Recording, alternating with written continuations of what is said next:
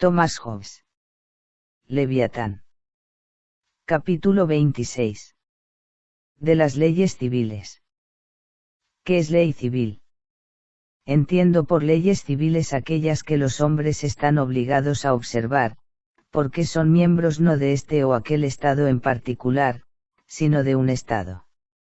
En efecto, el conocimiento de las leyes particulares, corresponde a aquellos que profesan el estudio de las leyes de diversos países. Pero el conocimiento de la ley civil en general, a todos los hombres. La antigua ley de Roma era llamada ley civil, de la palabra civitas, que significa el Estado.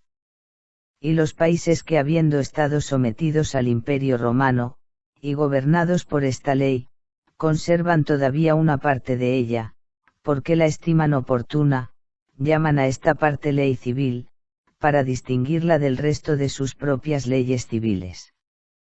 Pero no es de esto de lo que voy a hablar aquí. Mi intención no es exponer lo que es ley en un lugar o en otro, sino lo que es ley, tal como lo hicieron Platón, Aristóteles, Cicerón y otros varios, sin hacer profesión del estudio de la ley. Es evidente en primer término, que la regla en general no es consejo, sino orden, y no orden de un hombre a otro, sino solamente de aquel cuya orden se dirige a quien anteriormente está obligado a obedecerle.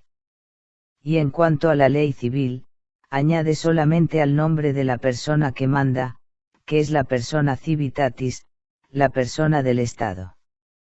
Teniendo esto en cuenta, yo defino la ley civil de esta manera: ley civil es para cada súbdito, aquellas reglas que el Estado le ha ordenado de palabra, o por escrito o con otros signos suficientes de la voluntad, para que las utilice en distinguir lo justo de lo injusto, es decir, para establecer lo que es contrario y lo que no es contrario a la ley. En esta definición no hay nada que no sea evidente desde el principio, porque cualquiera puede observar que ciertas leyes se dirigen a todos los súbditos en general. Otras a provincias particulares. Algunas a vocaciones especiales, y algunas otras a determinados hombres. Son por consiguiente, leyes para cada uno de aquellos a quienes la orden se dirige, y para nadie más.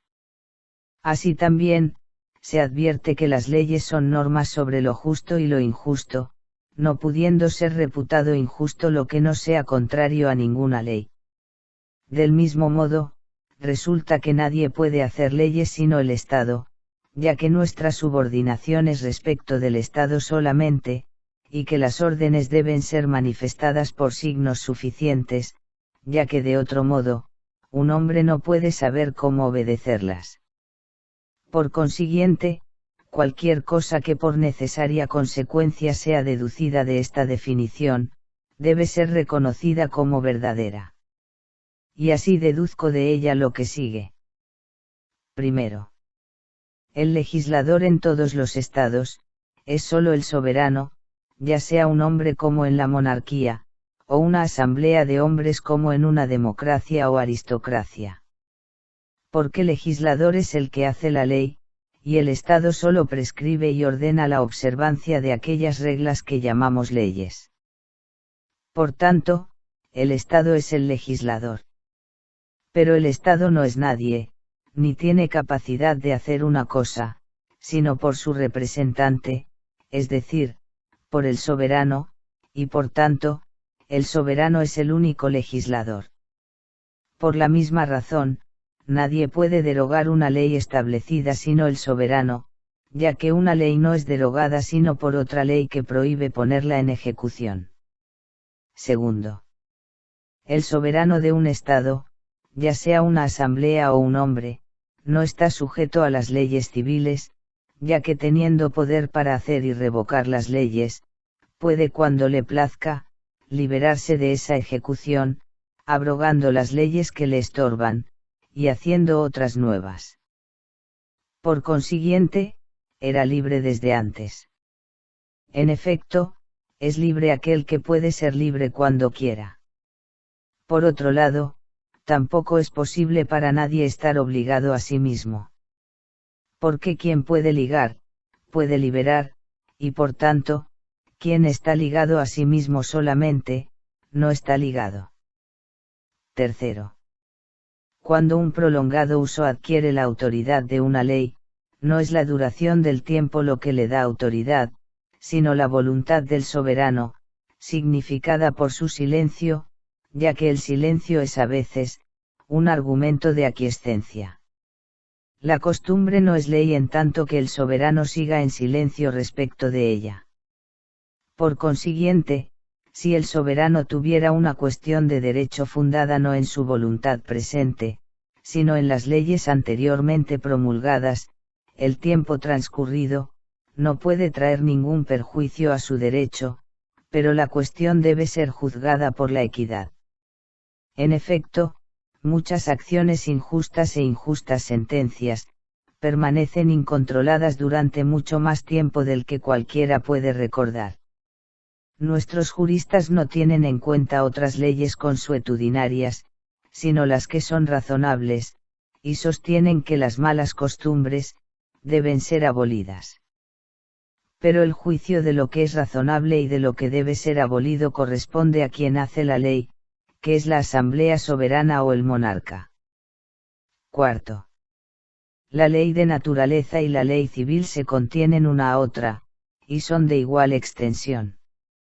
En efecto, las leyes de naturaleza, que consisten en la equidad, la justicia, la gratitud y otras virtudes morales que dependen de ellas en la condición de mera naturaleza, tal como he dicho al final del capítulo 15, no son propiamente leyes, sino cualidades que disponen los hombres a la paz y la obediencia. Desde el momento en que un Estado queda establecido, existen ya leyes, pero antes no. Entonces son órdenes del Estado y por consiguiente, leyes civiles, porque es el poder soberano quien obliga a los hombres a obedecerlas.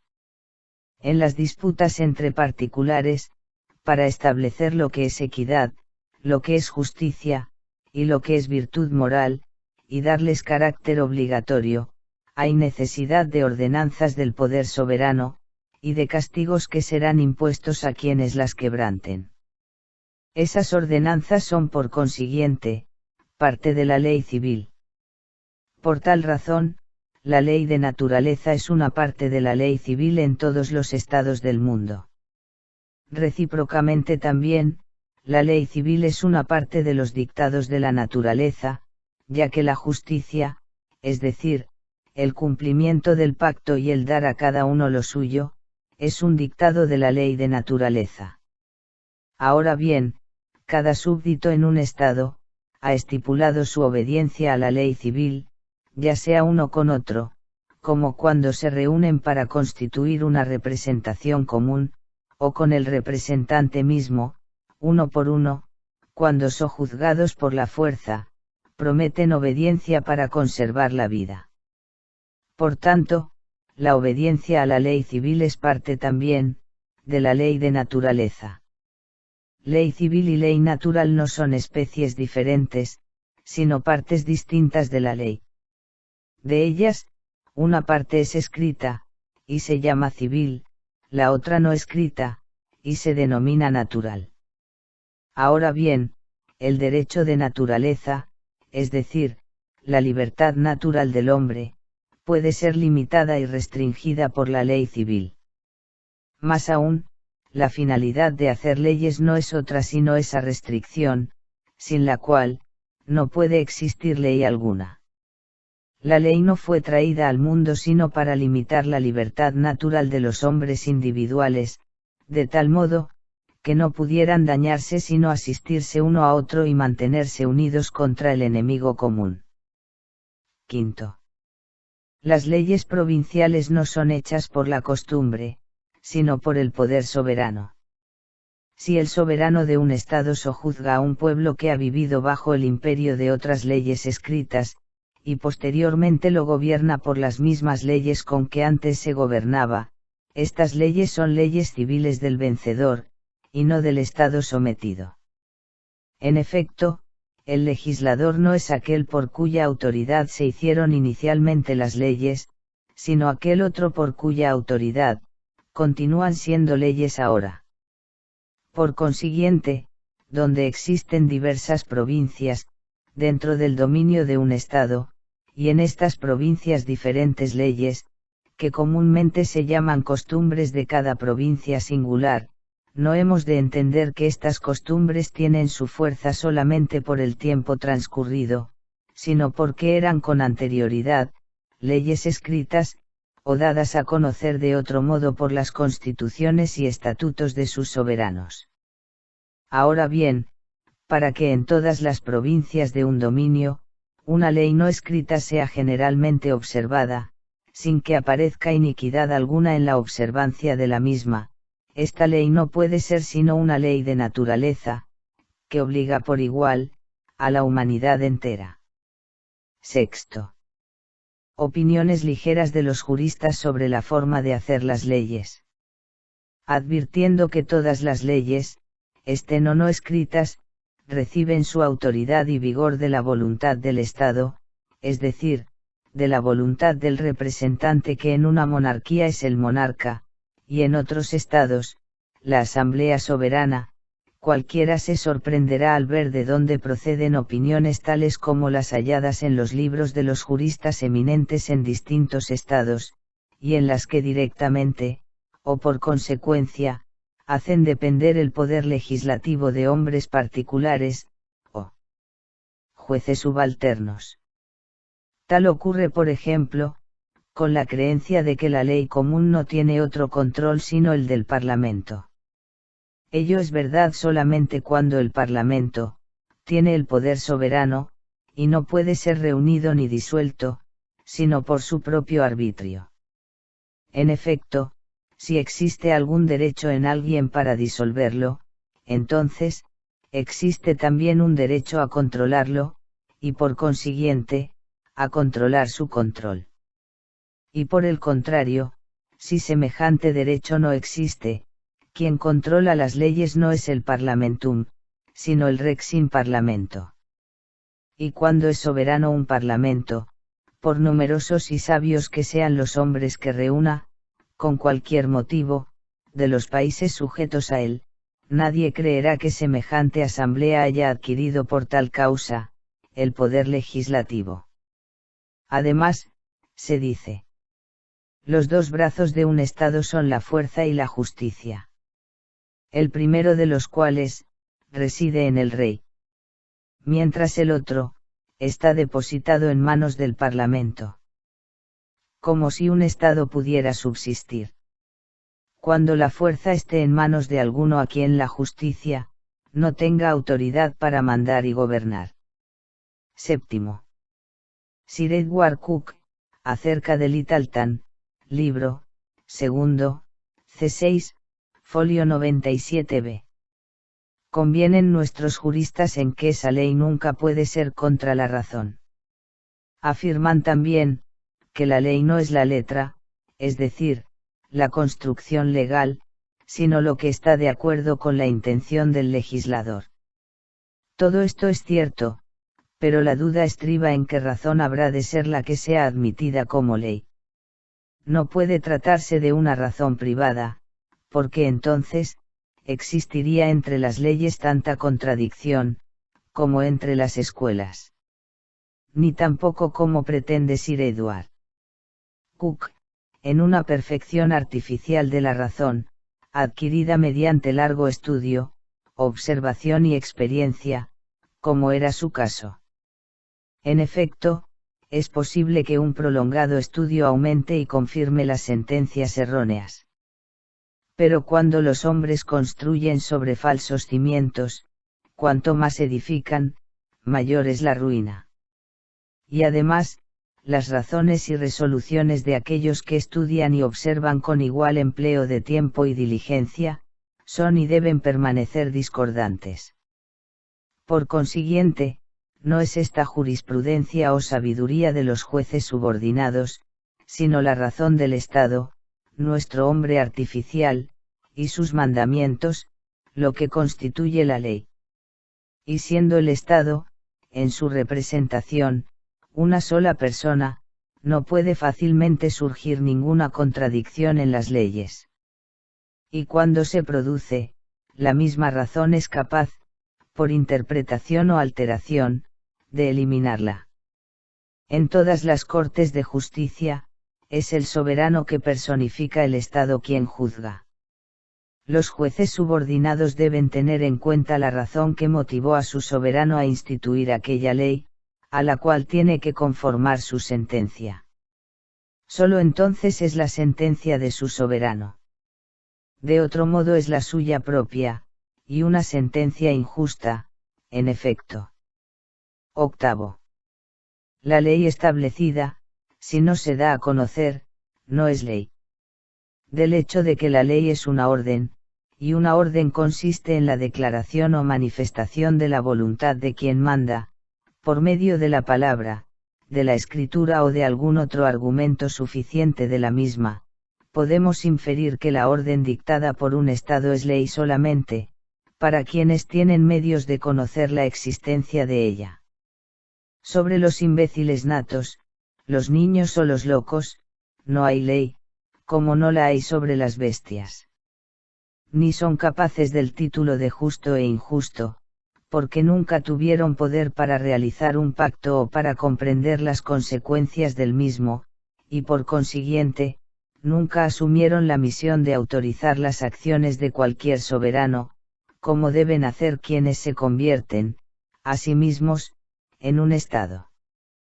Y análogamente a los que por naturaleza o accidente carecen de noticia de las leyes en general, quienes por cualquier accidente no imputable a ellos mismos, carecen de medios para conocer la existencia de una ley particular, quedan excusados si no la observan, y propiamente hablando, esta ley no es para ellos. Es por consiguiente, necesario considerar en este lugar, qué argumentos y signos, son suficientes para el conocimiento de lo que es la ley, es decir, cuál es la voluntad del soberano, tanto en las monarquías como en otras formas de gobierno. Las leyes no escritas, son todas ellas, leyes de naturaleza. En primer lugar, si existe una ley que obliga a todos los súbditos sin excepción, y no es escrita, ni se ha publicado, por cualquier otro procedimiento, en lugares adecuados para que de ella se tenga noticia, es una ley de naturaleza. En efecto, cualquier cosa de que los hombres adquieran noticia y consideren como ley, no por las palabras de otros hombres, sino por las de su propia razón, debe ser algo aceptable por la razón de todos los hombres. Y esto con ninguna ley ocurre, sino con la ley de naturaleza. Por consiguiente, las leyes de naturaleza no necesitan ni publicación, ni promulgación, ya que están contenidas en esta sentencia, aprobada por todo el mundo. No hagas a otro lo que tú consideres irrazonable que otro te haga a ti. En segundo lugar, si existe una ley que obliga solamente a alguna categoría de hombres, o a un hombre en particular, y no está escrita ni publicada verbalmente, entonces es también una ley de naturaleza, conocida por los mismos argumentos y signos que distinguen a sus titulares, en tal condición de los demás súbditos. Porque cualquier ley que no esté escrita o promulgada de algún modo por quien la hizo, no puede ser conocida de otra manera, sino por la razón de aquel que ha de obedecerla. Y es también por consiguiente, una ley no solo civil, sino natural. Por ejemplo, si el soberano emplea un ministro público sin comunicarle instrucciones escritas respecto a lo que ha de hacer, ese ministro viene obligado a tomar por instrucciones, los dictados de la razón, así como si instituye un juez, éste ha de procurar que su sentencia se halle de acuerdo con la razón de su soberano. E imaginándose siempre esta como equitativa, está ligado a ella por la ley de naturaleza. O si es un embajador, en todas las cosas no contenidas en sus instrucciones escritas, debe considerar como instrucción, lo que la razón le dicte como más conducente al interés de su soberano. Y así puede decirse de todos los demás ministros de la soberanía, pública y privada. Todas estas instrucciones de la razón natural pueden ser comprendidas bajo el nombre común de fidelidad, que es una rama de la justicia natural. Exceptuada la ley de naturaleza, las demás leyes deben ser dadas a conocer a las personas obligadas a obedecerlas, sea de palabra o por escrito, o por algún otro acto que manifiestamente proceda de la autoridad soberana. En efecto, la voluntad de otro no puede ser advertida, sino por sus propias palabras o actos, o por conjeturas tomadas de sus fines y propósitos, lo cual, en la persona del Estado, debe suponerse siempre en armonía con la equidad y la razón. En los tiempos antiguos, antes de que las cartas fueran de uso común, las leyes eran reducidas en muchos casos a versos, para que el pueblo llano, complaciéndose en cantarlas o recitarlas, pudiera más fácilmente retenerlas en la memoria. Por la misma causa, Salomón recomienda a un hombre que le ligue los 10 mandamientos a sus 10 dedos. Y en cuanto a la ley que Moisés dio al pueblo de Israel en la renovación del pacto, él les pide que la enseñen a sus hijos, conversando acerca de ella, lo mismo en casa que en ruta, cuando vayan a la cama o se levanten de ella, y que la escriban en los montantes y dinteles de sus casas. Y que reúnan a las gentes, hombres, mujeres y niños, para escuchar su lectura. Ni es ley cuando el legislador no puede ser conocido. Tampoco basta que la ley sea escrita y publicada, sino que han de existir también, signos manifiestos de que procede de la voluntad del soberano. En efecto, cuando los hombres privados tienen o piensan tener fuerza suficiente para realizar sus injustas intenciones, o perseguir sin peligro sus ambiciosos fines, pueden publicar como leyes, lo que les plazca, sin autoridad legislativa, o en contra de ella. Se requiere por consiguiente, no sólo la declaración de la ley, sino la existencia de signos suficientes del autor y de la autoridad. El autor o legislador ha de ser sin duda, evidente en cada estado, porque el soberano que habiendo sido instituido por el consentimiento de cada uno, se supone suficientemente conocido por todos. Y aunque la ignorancia y osadía de los hombres sea tal, en la mayor parte de los casos, que cuando se disipa el recuerdo de la primera constitución de su estado, no consideran en virtud de qué poder están defendidos contra sus enemigos, protegidos en sus actividades, y afirmados en su derecho cuando se les hace injuria. Como ningún hombre que medite sobre el particular puede abrigar duda alguna, no cabe tampoco alegar ninguna excusa respecto a la ignorancia de dónde está situada la soberanía. Es un dictado de la razón natural y por consiguiente, una ley evidente de naturaleza, que nadie debe debilitar a sabiendas, ese poder cuya protección él mismo, ha demandado o ha recibido contra otros. Por consiguiente, nadie puede tener duda de quién es soberano, sino por su propia culpa, cualesquiera que sean las razones que puedan invocar los hombres malos. Diferencia entre verificación y autorización. La dificultad consiste en la evidencia de la autoridad derivada del soberano. La remoción de esa dificultad depende del conocimiento de los registros públicos, de los consejos públicos, de los ministros públicos, y de los tribunales públicos, los cuales verifican suficientemente todas las leyes. Verifican, digo, no autorizan, porque la verificación no es sino testimonio y registro, no la autoridad de la ley que consiste, solamente, en la orden del soberano. La ley verificada por el juez subordinado. Por tanto, si un hombre tiene una cuestión por injuria a la ley de naturaleza, es decir, a la equidad común, la sentencia del juez, que por comisión tiene autoridad para conocer tales causas, es una verificación suficiente de la ley de naturaleza en este caso individual. Porque aunque la opinión de uno que profese el estudio de la ley, sea útil para evitar litigios, no es sino una opinión. Es decir, el juez debe comunicar a los hombres lo que es ley, después de oír la controversia. Por los registros públicos.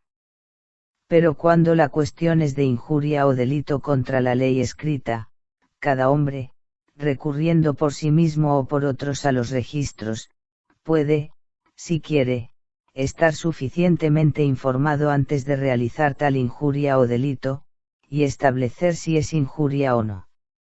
Ni siquiera eso. Porque cuando un hombre duda de si el acto que realiza es justo o injusto, y puede informarse a sí mismo si quiere, el acto realizado es ilegal.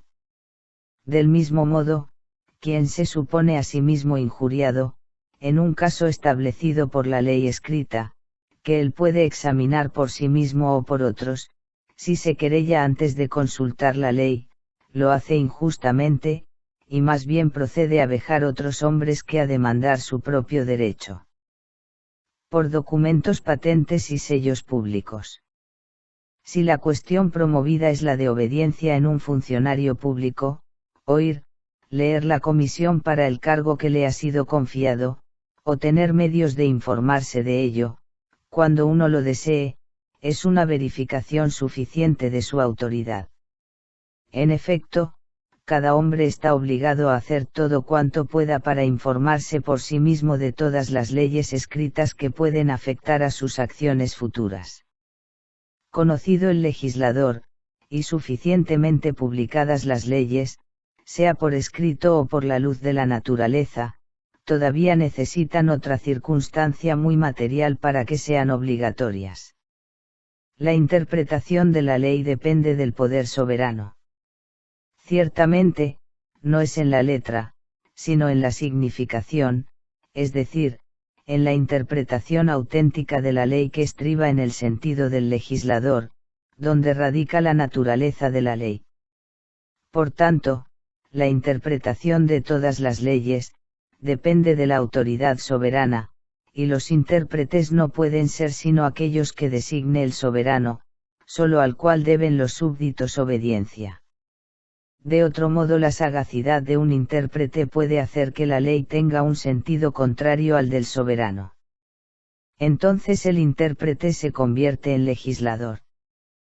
Todas las leyes necesitan interpretación.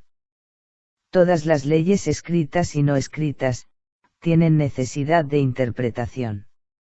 La ley no escrita de naturaleza, aunque sea fácil de reconocer para aquellos que sin parcialidad ni pasión, hacen uso de su razón natural, y por tanto, priva de toda excusa a quienes la violan, si se tiene en cuenta que son pocos, acaso ninguno, quienes en tales ocasiones, no están cegados por su egoísmo o por otra pasión.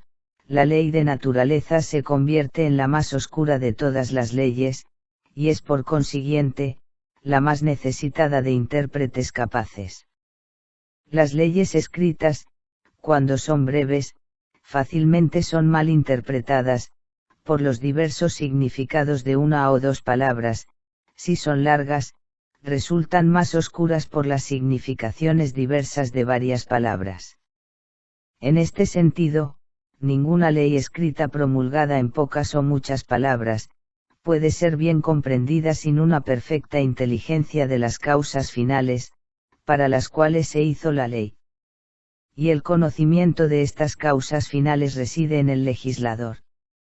Por tanto, para él, no puede haber en la ley ningún nudo insoluble, ya sea porque puede hallar las extremidades del mismo, y desatarlo, o porque puede elegir un fin cualquiera, como hizo Alejandro con su espada, en el caso del nudo gordiano, por medio del poder legislativo, cosa que ningún otro intérprete puede hacer. La interpretación auténtica de la ley no es la de los escritores. La interpretación de las leyes de naturaleza no depende, en un estado, de los libros de filosofía moral. La autoridad de los escritores, sin la autoridad del Estado, no convierte sus opiniones en ley por muy veraces que sean. Lo que vengo escribiendo en este tratado respecto a las virtudes morales, y a su necesidad para procurar y mantener la paz, aunque sea verdad evidente, no es ley por eso, en el momento actual, sino porque en todos los estados del mundo es parte de la ley civil, ya que aunque sea naturaleza razonable, solo es ley por el poder soberano. De otro modo, sería un gran error llamar a las leyes de naturaleza, leyes no escritas. Acerca de esto vemos muchos volúmenes publicados, llenos de contradicciones entre unos y otros, y aún en un mismo libro. La interpretación de la ley se hace por el juez, quien da sentencia viva voce en cada caso particular. La interpretación de la ley de naturaleza es la sentencia del juez, constituido por la ley soberana para oír y fallar las controversias que de él dependen, y consiste en la aplicación de la ley al caso debatido. En efecto, en el acto del juicio, el juez no hace otra cosa sino considerar si la demanda de las partes está de acuerdo con la razón natural, y con la equidad, y la sentencia que da, es por consiguiente, la interpretación de la ley de naturaleza, interpretación auténtica no porque es su sentencia privada, sino porque la da por autorización del soberano. Con ello viene a ser la sentencia del soberano, que es ley en aquel entonces, para las partes en litigio. La sentencia de un juez no le obliga, a dar a él o a otro juez posteriormente, la misma sentencia en casos análogos. Ahora bien, como no hay juez subordinado, ni soberano que no pueda errar en un juicio de equidad, si posteriormente, en otro caso análogo, encuentra más de acuerdo con la equidad dar una sentencia contraria, está obligado a hacerlo. Ningún error humano se convierte en ley suya, ni le obliga a persistir en él. Ni por la misma razón, se convierte en ley para otros jueces, aunque haya hecho promesa de seguirla. En efecto, aunque una sentencia equivocada que se dé por autorización del soberano, si él la conoce y la permite, viene a constituir una nueva ley, cuando las leyes son mutables, e incluso las pequeñas circunstancias son idénticas, en cambio, en las leyes inmutables, tales como son las leyes de naturaleza, no existen leyes respecto a los mismos o a otros jueces, en los casos análogos que puedan ocurrir posteriormente. Los príncipes se suceden uno a otro, y un juez pasa y otro viene, pero ni el cielo ni la tierra se van, ni un solo título de la ley de naturaleza desaparece, tampoco porque es la eterna ley de Dios. Por tanto, entre todas las sentencias de los jueces anteriores, que siempre han sido, no pueden todas juntas, hacer una ley contraria a la equidad natural. Ningún ejemplo de jueces anteriores puede garantizar una sentencia irracional, ni librar al juez actual, de la preocupación de estudiar lo que es la equidad, en el caso que ha de juzgar, según los principios de su propia razón natural. Por ejemplo, va contra la ley de naturaleza castigar al inocente, e inocente es quien judicialmente queda liberado, y reconocido como inocente por el juez. Supongamos ahora el caso de que un hombre es acusado de un delito capital, y teniendo en cuenta el poder y la malicia de algún enemigo, y la frecuente corrupción y parcialidad de los jueces, escapa por temor a lo que pueda ocurrir, y posteriormente es detenido y conducido ante un tribunal legal donde resulta que no era culpable del delito, y en consecuencia queda liberado, no obstante lo cual se le condena a perder sus bienes. Esto es una manifiesta condenación del inocente.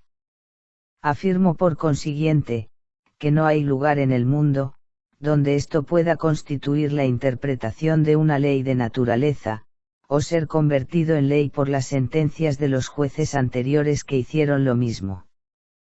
Quien juzgó primero, juzgó injustamente, y ninguna injusticia puede ser modelo de juicio para los jueces sucesivos. Puede existir una ley escrita que prohíba huir al inocente, y le castigue por haber escapado. Pero que la fuga por temor a un daño deba ser considerada como presunción de culpabilidad, cuando un hombre ha sido ya judicialmente absuelto del delito, es contrario a la naturaleza de la presunción, que no tiene ya lugar después de emitido el fallo. Sin embargo, esta opinión es controvertida por un gran jurista de la ley común en Inglaterra. Si un inocente dice, es acusado de felonía, y escapa por temor a esa acusación, aunque judicialmente quede liberado del cargo de felonía, si se averigua que huyó por tal causa, debe perder todos sus bienes, castillos, créditos y acciones a pesar de su inocencia. En efecto, en cuanto a la pérdida de ello, la ley no admitirá prueba contra la presunción legal fundada en el hecho de su huida.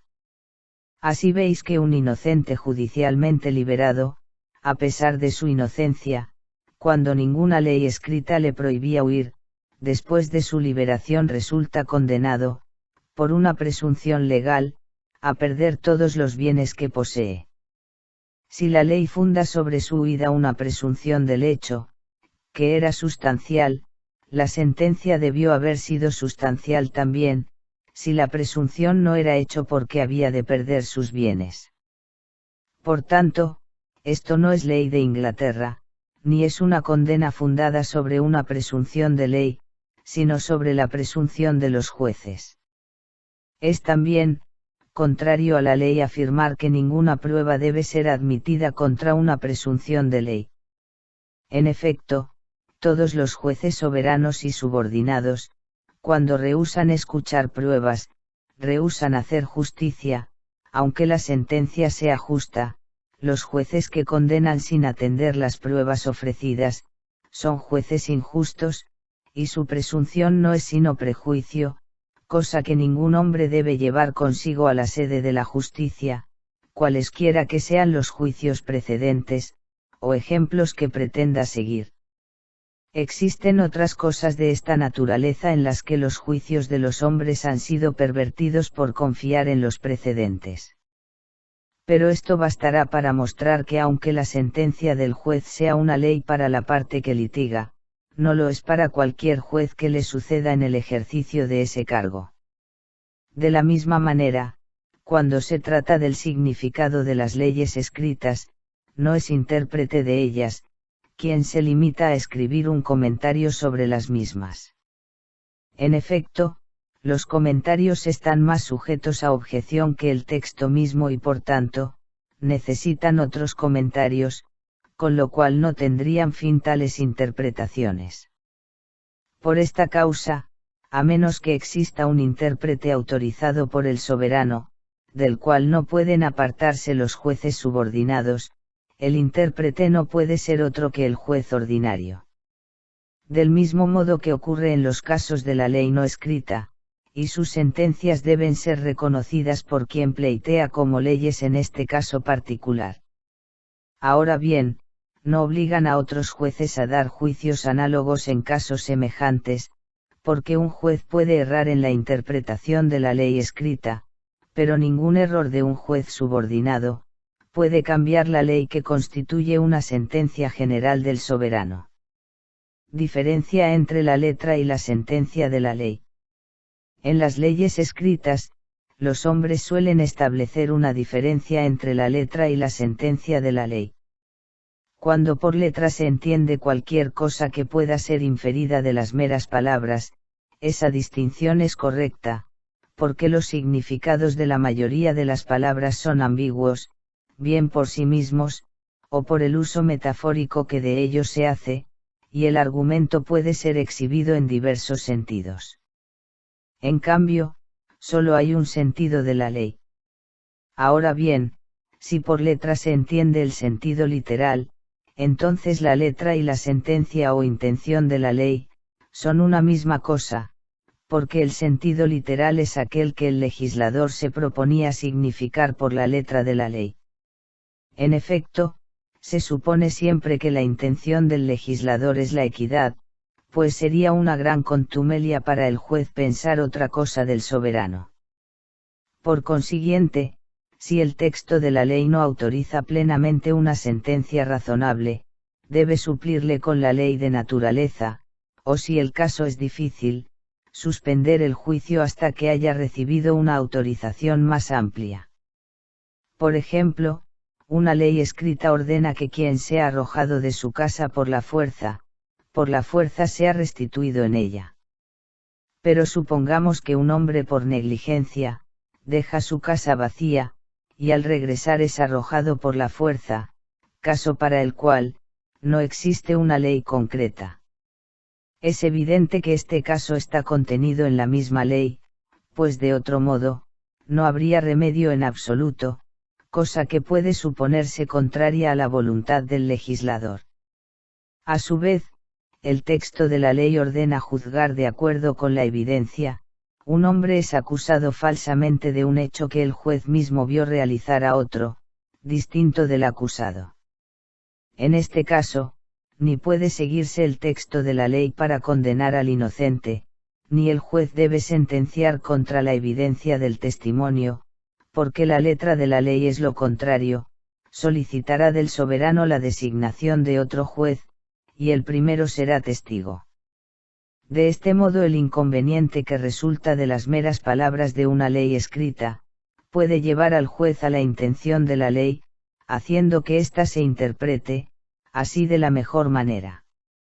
Sin embargo, ninguna incomodidad puede garantizar una sentencia contra la ley, porque cada juez de lo bueno y de lo malo, no es juez de lo que es conveniente o inconveniente para el Estado. Aptitudes requeridas en un juez. Las aptitudes requeridas en un buen intérprete de la ley, es decir, en un buen juez, no son las mismas que las que se exigen de un abogado, especialmente en el estudio de las leyes. Porque del mismo modo que un juez, cuando ha de tomar referencias del hecho, no ha de hacerlo sino de los testigos, así también, no debe informarse de la ley por otro conducto que por el de los estatutos y constituciones del soberano, alegados en el juicio, o declarados a él, por quien tiene autoridad del poder soberano para declararlos. Y no necesita preocuparse por anticipado de cuál será su juicio, porque lo que él debe decir respecto al hecho, le habrá de ser suministrado por los testigos, y lo que debe decir en materia de ley, por quienes en sus alegaciones lo manifiestan y tienen autoridad para interpretarlo en el lugar mismo. Los lores del Parlamento en Inglaterra eran jueces, y muchas causas difíciles, han sido oídas y falladas por ellos. Sin embargo, pocos entre esos lores, eran muy versados en el estudio de las leyes, y pocos habían hecho profesión de ellas. Y aunque consultaban con juristas designados para comparecer en aquella oportunidad y cuestión, solamente aquellos tenían la autoridad para dictar sentencia. Del mismo modo, en los juicios ordinarios de derecho, 12 hombres del pueblo ya no son los jueces, y dan sentencia, no solo respecto del hecho, sino del derecho, y se pronuncian simplemente por el demandante o por el demandado, es decir, son jueces no solamente del hecho, sino también, del derecho y en materia de delito, no solo determinan si existió o no, sino que establecen si fue asesinato, homicidio, felonía, asalto u otra cosa, conforme a las calificaciones de la ley. Pero como no se supone que conocen la ley por sí mismos, existe alguien que tiene autoridad para informarles de ello, en el caso particular que han de juzgar. Ahora bien, aunque no juzguen de acuerdo con lo que se les dice, no están sujetos por ello a penalidad alguna, a menos que aparezca que lo hicieron contra su conciencia, o que fueron corrompidos por vía de cohecho. Lo que hace un buen juez, o un buen intérprete de las leyes es en primer término, una correcta comprensión de la principal ley de naturaleza, llamada equidad, que no dependiendo de la lectura de los escritos de otros hombres, sino de la bondad del propio raciocinio natural del hombre, se presume que es más frecuente en quienes han tenido más posibilidades y mayor inclinación para meditar sobre ellas. En segundo lugar, desprecio de innecesarias riquezas y preferencias. En tercer término, ser capaz de despojarse a sí mismo en el juicio, de todo temor, miedo, amor, odio y compasión. En cuarto lugar y por último, paciencia para oír, atención diligente en escuchar, y memoria para retener, asimilar y aplicar lo que se ha oído. Divisiones de la ley. La distinción y división de las leyes ha sido hecha de diversas maneras, según los diferentes métodos aplicados por quienes han escrito sobre ellas. En efecto, es una cosa que no depende de la naturaleza, sino del propósito del escritor, y es auxiliar de cualquier otro método del hombre. En la Instituta de Justiniano encontramos 7 clases distintas de leyes civiles. Primera, los edictos, constituciones y epístolas del príncipe, es decir, del emperador, puesto que el poder entero del pueblo residía en él. Análogas a estas son las proclamaciones de los reyes de Inglaterra. Segundo, los decretos del pueblo entero de Roma, incluyendo el Senado, cuando eran aplicados a la cuestión por el Senado. Estas leyes, en primer lugar, por virtud del poder soberano que residía en el pueblo, y si no eran derogadas por los emperadores, seguían siendo leyes por la autoridad imperial. En efecto, todas las leyes que obligan se considera que son leyes emanadas de la autoridad que tiene poder para derogarlas. Semejantes en cierto modo a estas leyes son las leyes del Parlamento en Inglaterra. Tercero, los decretos del pueblo llano, con exclusión del Senado, cuando eran aplicados a la cuestión por los tribunales del pueblo. En efecto, los decretos que no eran derogados por los emperadores seguían siendo leyes por la autoridad imperial. Análogas a estas fueron las órdenes de la Cámara de los Comunes en Inglaterra. Cuarto, Senatus consulta u órdenes del Senado, porque cuando el pueblo de Roma se hizo tan numeroso que resultaba ya inconveniente reunirlo, se consideró adecuado por el emperador, que se consultara al Senado, en lugar de hacerlo al pueblo. Estas disposiciones tienen cierta semejanza con las actas del Consejo. Quinto, los edictos de los pretores y en algunos casos, los de los ediles, cuyo cargo viene a corresponder al de los justicias mayores en las Cortes de Inglaterra. Sexto, responsa prudentum, que eran las sentencias y opiniones de aquellos juristas a quienes el emperador dio autoridad para interpretar la ley y para resolver las cuestiones que en materia de ley eran sometidas a su opinión. Estas respuestas obligan a los jueces, al dar sus juicios, por mandato de las constituciones imperiales, y serían como las recopilaciones de casos juzgados, si la ley de Inglaterra obligara a otros jueces a observarlas.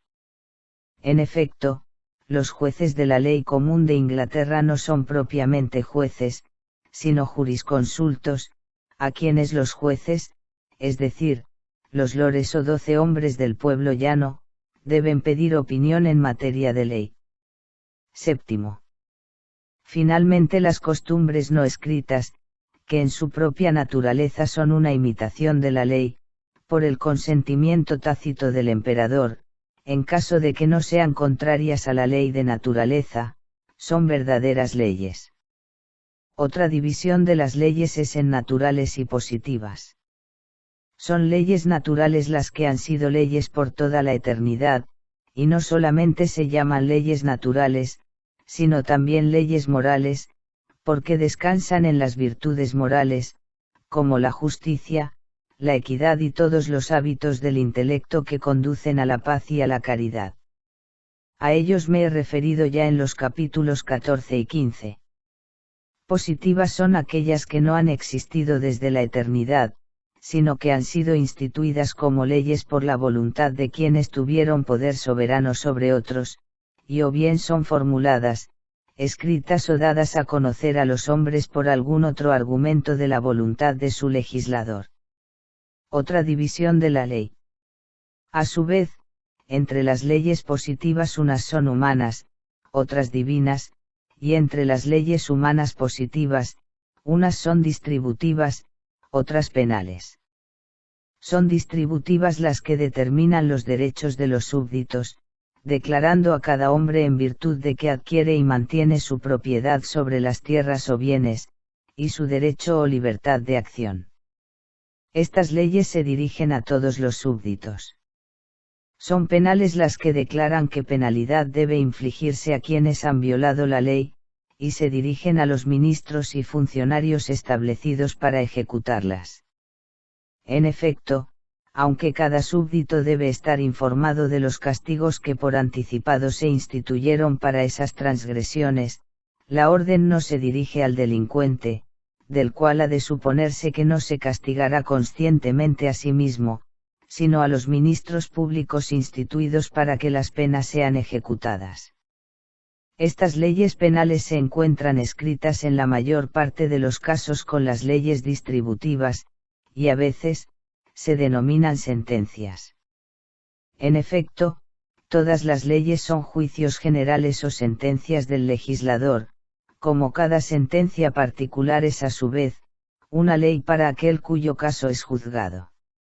Leyes positivas divinas, puesto que las leyes naturales siendo eternas y universales, son todas divinas, son aquellas que siendo mandamientos de Dios, no por la eternidad, ni universalmente dirigidas a todos los hombres, sino sólo a unas ciertas gentes o a determinadas personas, son declaradas como tales por aquellos a quienes Dios ha autorizado para hacer dicha declaración.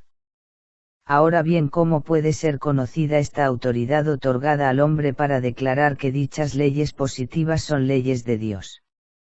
Dios puede ordenar a un hombre por vía sobrenatural, que dé leyes a otros hombres. Pero ¿cómo es consustancial a la ley que los obligados por ella, adquieran el convencimiento de la autoridad de quien la declara, y nosotros no podemos, naturalmente, adquirirlo directamente de Dios? ¿Cómo puede un hombre, sin revelación sobrenatural, asegurarse de la revelación recibida por el declarante, y cómo puede verse obligado a obedecerla? Por lo que respecta a la primera cuestión, ¿cómo un hombre puede adquirir la evidencia de la revelación de otro, sin una revelación particular hecha a él mismo?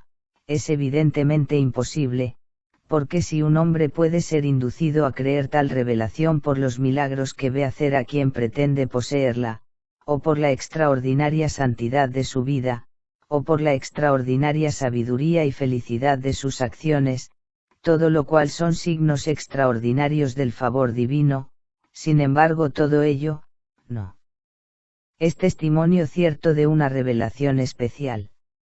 Los milagros son obras maravillosas, pero lo que es maravilloso para unos, puede no serlo para otros. La santidad puede fingirse, y la felicidad visible en este mundo, resulta ser en muchos casos, obra de Dios por causas naturales y ordinarias. Por consiguiente, ningún hombre puede saber de modo infalible, por razón natural, que otro ha tenido una revelación sobrenatural de la voluntad divina.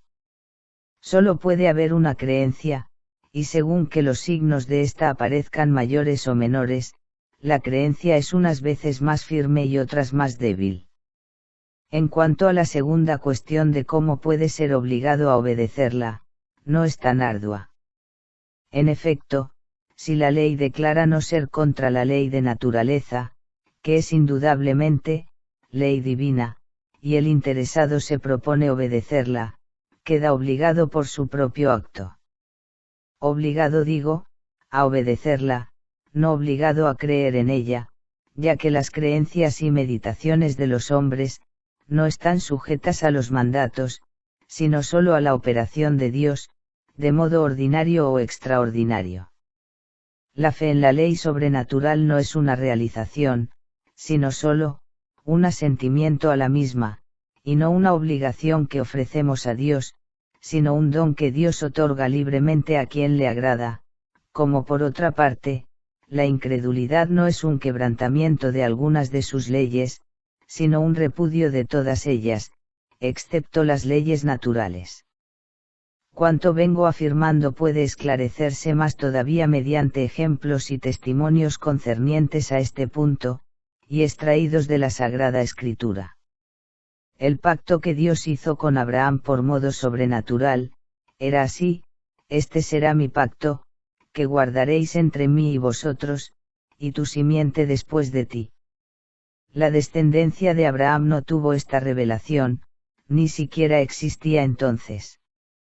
Constituía, sin embargo, una parte del pacto, y estaba obligada a obedecer lo que Abraham les manifestara como ley de Dios, cosa que ellos no podían hacer, sino en virtud de la obediencia que debían a sus padres, los cuales, si no están sujetos a ningún otro poder terrenal como ocurría en el caso de Abraham, tienen poder soberano sobre sus hijos y sus siervos.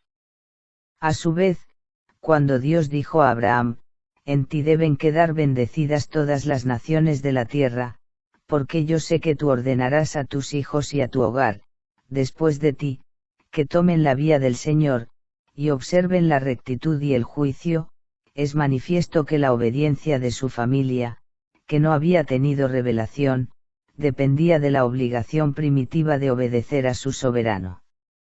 En el monte Sinaí, solo Moisés subió a comunicarse con Dios, prohibiéndose que el pueblo lo hiciera, bajo pena de muerte. Sin embargo, estaban obligados a obedecer todo lo que Moisés les declaró como ley de Dios. ¿Por qué razón sino por la de sumisión espontánea? Podían decir: háblanos y te oiremos, pero no dejes que Dios nos hable a nosotros, o moriremos.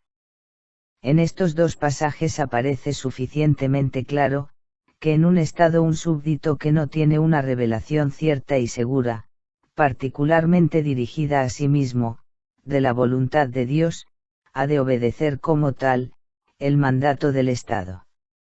En efecto, si los hombres tuvieran libertad para considerar como mandamientos de Dios sus propios sueños y fantasías, o los sueños y fantasías de los particulares, difícilmente dos hombres se pondrían de acuerdo acerca de lo que es mandamiento de Dios, y aun a ese respecto cada hombre desobedecería los mandamientos del Estado. Concluyo por consiguiente, que en todas las cosas que no son contrarias a la ley moral, es decir, a la ley de naturaleza, todos los súbditos están obligados a obedecer como ley divina la que se declara como tal, por las leyes del Estado. Esto es evidente para cualquiera razón humana, pues lo que no se hace contra la ley de naturaleza, puede ser convertido en ley en nombre de quien tiene el poder soberano. Y no existe razón en virtud de la cual los hombres estén menos obligados, si esto se propone en nombre de Dios. Además, no existe lugar en el mundo donde sea tolerable que los hombres reconozcan otros mandamientos de Dios que los declarados como tales por el Estado. Los estados cristianos castigan a quienes se rebelan contra la religión cristiana, y todos los demás estados castigan a cuantos instituyen una religión prohibida. En efecto, en todo aquello que no esté regulado por el Estado, es de equidad que es la ley de naturaleza, y por consiguiente, una ley eterna de Dios, que cada hombre pueda gozar por igual de su libertad. Otra división de las leyes. Existe todavía otra distinción de las leyes, en fundamentales y no fundamentales, pero nunca pude comprender, en ningún autor, que se entiende por ley fundamental. No obstante, con toda razón pueden distinguirse las leyes de esa manera. ¿Qué es ley fundamental? Se estima como ley fundamental en un Estado, aquella en virtud de la cual, cuando la ley se suprime, el Estado decae y queda totalmente arruinado, como una construcción cuyos cimientos se destruyen. Por consiguiente, ley fundamental es aquella por la cual, los súbditos están obligados a mantener cualquier poder que se dé al soberano, sea monarca o asamblea soberana, sin la cual el Estado no puede subsistir. Tal es el poder de hacer la paz y la guerra, de instituir jueces, de elegir funcionarios y de realizar todo aquello que se considere necesario para el bien público. Es ley no fundamental aquella cuya derogación no lleva consigo la desintegración del Estado. Tales son, por ejemplo, las leyes concernientes a las controversias entre un súbdito y otro. Y baste esto ya, en cuanto a la división de las leyes. Diferencia entre ley y derecho. Encuentro que las palabras lex civilis y jus civile, es decir, ley y derecho civil, están usadas de modo promiscuo para una misma cosa, incluso entre los autores más cultos, pero no debería ocurrir así. En efecto, derecho es libertad, concretamente, aquella libertad que la ley civil nos deja. Pero la ley civil es una obligación, y nos arrebata la libertad que nos dio la ley de naturaleza. La naturaleza otorgó a cada hombre el derecho a protegerse a sí mismo por su propia fuerza, y a invadir a un vecino sospechoso, por vía de prevención. Pero la ley civil suprime esta libertad en todos los casos en que la protección legal puede imponerse de modo seguro. En este sentido lex y jus son diferentes como obligación y libertad. Y entre ley y carta. Análogamente, los términos leyes y cartas se utilizan promiscuamente para la misma cosa. Sin embargo, las cartas son donaciones del soberano, y no leyes, sino exenciones a la ley. La frase utilizada en una ley es jubeo, injungo, es decir, mando y ordeno. La frase de una carta es dedi, concesi, he dado, he concedido. Pero lo que se ha dado o concedido a un hombre, no se le impone como ley. Puede hacerse una ley para obligar a todos los súbditos de un estado, una libertad o carta se refiere tan solo, a un hombre o a una parte del pueblo. ¿Por qué decir que todos los habitantes de un estado tienen libertad en un caso cualquiera? Es tanto como decir que en aquel caso no se hizo ley alguna, o que habiéndose hecho, se halla derogada al presente.